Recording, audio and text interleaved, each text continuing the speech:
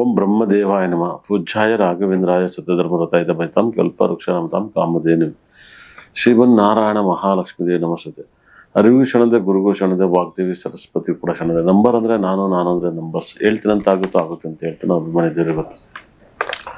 ಮೊದಲಿಗೆ ಸೆಪ್ಟೆಂಬರ್ ಮಂತ್ನಲ್ಲಿ ತುಂಬ ರಾಜಯೋಗ ಡೇಟ್ಗಳು 1-10-19 ತುಂಬ ರಾಜಯೋಗ ಡೇಟು. 2-11-20-29 ತುಂಬ ಕೆಟ್ಟ ಡೇಟ್ಗಳು.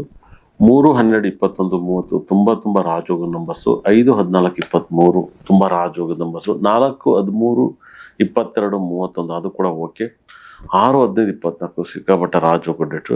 ಸೆಪ್ಟೆಂಬರ್ ತಿಂಗಳಲ್ಲಿ 7-16-25 ತುಂಬ ವೆರಿ ಡೇಂಜರ್. 8-17-26 ತುಂಬ ರಾಜಯೋಗದ ನಂಬರ್ಸ್ ಆಗುತ್ತದೆ, ಪರವಾಗಿಲ್ಲ. 9-18-27 ಕೂಡ 50-50 ಇರ್ತದೆ. ಮೊದಲಿಗೆ ಸೆಪ್ಟೆಂಬರ್ ತಿಂಗಳಲ್ಲಿ ನೋಡಿದಾಗ ಏನಾಗುತ್ತೆ ಅಂದರೆ, ಮೊದಲಿಗೆ ಸೆಪ್ಟೆಂಬರ್ ತಿಂಗಳಲ್ಲಿ ಶನಿ ಗ್ರಹ ಬಂದು ಮೀನ ರಾಶಿಲಿರ್ತಾನೆ.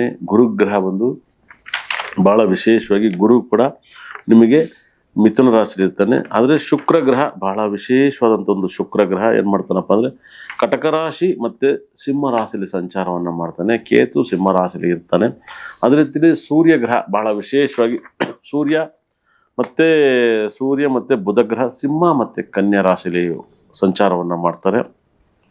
ಕುಜಗ್ರಹ ಭಾಳ ವಿಶೇಷವಾಗಿ ಸೆಪ್ಟೆಂಬರ್ ತಿಂಗಳಲ್ಲಿ ಕನ್ಯಾ ರಾಶಿ ಮತ್ತು ತುಲಾ ರಾಶಿ ಸಂಚಾರ ಮಾಡ್ತಾನೆ. ಚಂದ್ರ ಬುಡಿ ಎಲ್ಲ ಮನೆ ಸುತ್ತಾ ಇದ್ದಾನೆ. ಸೆಪ್ಟೆಂಬರ್ ಮಂತ್ನಲ್ಲಿ ರಾಹು ಕುಂಭರಾಶಿಲಿ ಇರ್ತಾನೆ.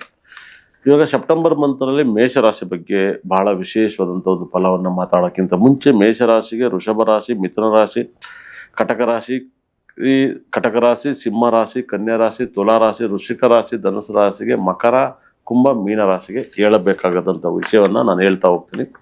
ಇದು 100% ಇದಕ್ಕೆ ಪರಿಹಾರಗಳನ್ನು ಹೇಗೆ ಮಾಡ್ಕೋಬೇಕು ಅಂತ ಹೇಳ್ತೀನಿ. ಮೊದಲಿಗೆ ಈ ವಾರದಲ್ಲಿ ಸಂಪತ್ತಾರೆ ಸಾಕಷ್ಟು ಪ್ರೆಡಿಕ್ಷನ್ ಮಾಡ್ಕೊಡ್ತಾ ಹೋಗ್ತೀನಿ. 100% ಆ ಸಂಪತ್ತಾರೆ ಫಲಗಳನ್ನ ಅತಿ ಹೆಚ್ಚು ನೀವು ಫಾಲೋ ಮಾಡಿದಾಗ ನಿಮ್ಗೆ ಸಿಕ್ಕಾಪಟ್ಟ ರಾಜಯೋಗನ ಕಾಣ್ತೀರ. ತುಂಬ ಜ್ಯೋತಿಷ್ಯದಲ್ಲಿ ನೀವು ಹೆಂಗೆ ಫಾಲೋ ಮಾಡಬೇಕು, ಹೇಗೆ ಸಕ್ಸಸ್ ನೋಡಬೇಕು, ಹೇಗೆ ಇಂಪ್ರೂವ್ಮೆಂಟ್ ಆಗಬೇಕು, ಇದನ್ನೆಲ್ಲವೂ ಕೂಡ ನಾನು ತಿಳಿಸ್ಕೊಡ್ತೀನಿ. ಆ ತಿಳಿಸ್ಕೊಡೋದನ್ನು ನೀವು ಸಖತ್ತಾಗಿ ಫಾಲೋ ಮಾಡಿ. ದಯವಿಟ್ಟು ಸೆಪ್ಟೆಂಬರ್ ತಿಂಗಳಲ್ಲಿ 2-11-20-29 very very very very danger number ಆಗುತ್ತೆ. ತುಂಬ ಕೇರ್ಫುಲ್ ಆಗಿರಿ. 7-16-25 ತುಂಬ ಕೆಟ್ಟ ನಂಬರ್ಸು. ಅದನ್ನು ಕೂಡ ನೀವು ತುಂಬ ಕೇರ್ಫುಲ್ಲಾಗಿ ಹ್ಯಾಂಡಲ್ ಮಾಡ್ಕೋಬೇಕಾಗತ್ತೆ. ಅದೇ ರೀತಿ 9-18-27 ತುಂಬ ದೊಡ್ಡ ಅನಾಹುತಗಳಾಗುತ್ತೆ. ಫ್ಲೈಟು, ಟ್ರೈನು ಈ ಥರದ್ದೆಲ್ಲ ಅನಾಹುತವನ್ನು ನೀವು ಕಾಣ್ತಿದ್ರು. ಅದೇ ಥರ 2029 ಪ್ರಪಂಚ 30% ಹಾಳಾಗುತ್ತೆ. ತುಂಬ ಕೇರ್ಫುಲ್ ಆಗಿರಿ. ತುಂಬ ಪ್ರಪಂಚದಲ್ಲಿ ಆಗಬಾರ್ದಾಗುತ್ತೆ. ನಾನು ಅಲ್ಲೇ ಹೇಳ್ತಾ ಇದ್ದೆ, ಕಾಯಿಲೆ ಕಾರೋನ ಎಲ್ಲವೂ ಬಂದು ಅಡಚಣೆಗಳನ್ನ ಮಾಡ್ತಾ ಇದೆ.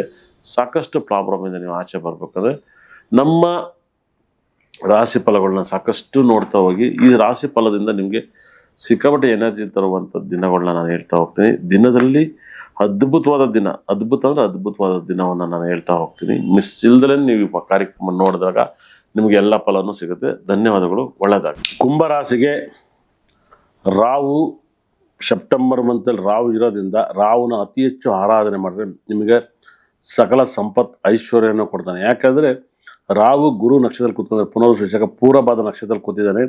ಈ 3 ಕೂಡ ಗುರು ನಕ್ಷತ್ರದಲ್ಲಿ ಕೂತಿದ್ದಾನೆ. ಅದು ವಿಪರೀತ ರಾಜಯೋಗದ ಫಲವನ್ನು ಕೊಡ್ತಾನೆ.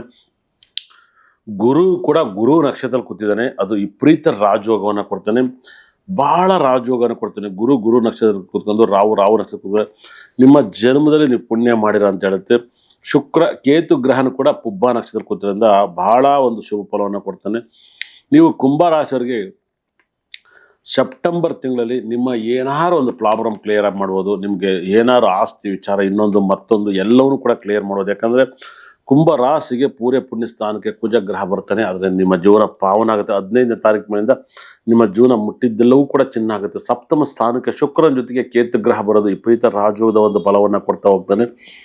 ಆದರೆ ಬುಧಗ್ರಹ, ಸೂರ್ಯಗ್ರಹ ಅಷ್ಟಮದಲ್ಲಿದ್ದರೂ ಕೂಡ ಅಷ್ಟಮಾಧಿಪತಿ ಬಹಳ ವಿಶೇಷವಾದಂಥ ವೈಬ್ರೇಷನ್ ಕೊಡ್ತಾನೆ. 2ನೇ ಮನೆಯಲ್ಲಿ ಶನಿ ಗ್ರಹ ಇದ್ದಾಗ ನಿಮ್ಮ ಮಾತಿನಲ್ಲಿ ನೀವು ತುಂಬ ಇಂಪ್ರೂವ್ಮೆಂಟ್ ಮಾಡ್ಕೊಳ್ಳಿ.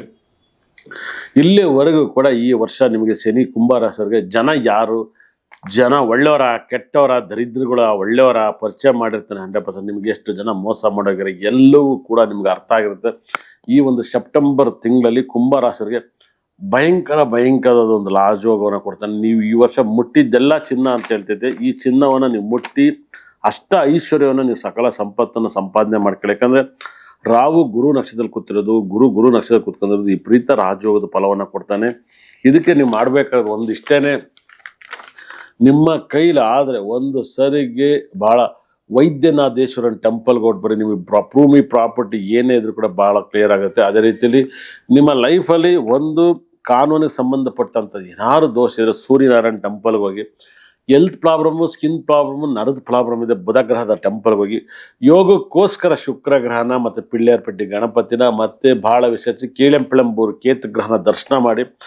ಗುರು ಸಕ್ಕತ್ತಾಗಿದ್ದಾನೆ, ಆಲಂಗುಡಿ ಗುರು ಟೆಂಪಲ್ಲು, ಅದರಲ್ಲಿ ಕೂಡ ಬುಧನ ಟೆಂಪಲಲ್ಲಿ ಗುರುನ ದರ್ಶನ ಮಾಡಿದ್ರೆ ನಿಮ್ಮ ಜೀವನ ಸಾರ್ಥಕ ಬ್ರಹ್ಮಾಂಡವಾಗಿರ್ತದೆ.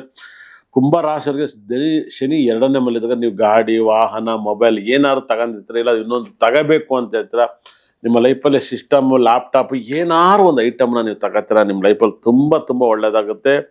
ಕುಂಭರಾಶಿಯವರಿಗಂತೂ ಅಷ್ಟು ಐಶ್ವರ್ಯನ ಕೊಡ್ತಾ ಇದೆ. ನೀವು ಜಾಸ್ತಿ ಕುಂಭರಾಶಿಯವರು ಮೊಸರೊಡೆ ತಿನ್ನಕ್ಕೆ ಸ್ಟಾರ್ಟ್ ಮಾಡಿ. ಮೊಸರೊಡೆ ಎಷ್ಟು ತಿಂತಿರೋ ತುಂಬ ತುಂಬ ಒಳ್ಳೆಯದಾಗುತ್ತೆ. ಅದರಲ್ಲೂ ಕೂಡ ಕುಂಭರಾಶಿಯವರು ಯಾವಾಗಲೂ ಕೂಡ ನೀವು ಪೊಂಗಲ್ ತಿನ್ನಿ. ಪೊಂಗಲ್ ತೆಳು ಪೊಂಗಲ್ ತಿನ್ನಿ, ಗಟ್ಟಿ ಪೊಂಗಲ್ ತಿನ್ಬಿಡಿ. ತೆಳು ಪೊಂಗಲು, ಖಾರ ಪೊಂಗಲ್ಲು, ಅದರಲ್ಲೂ ಕೂಡ ಮೆಣಸು ಹಾಕಿ ಒಳ್ಳೆ ಜೀರಿಗೆ ಹಾಕಿ ಪೊಂಗಲ್ನ ತಿನ್ನಿ.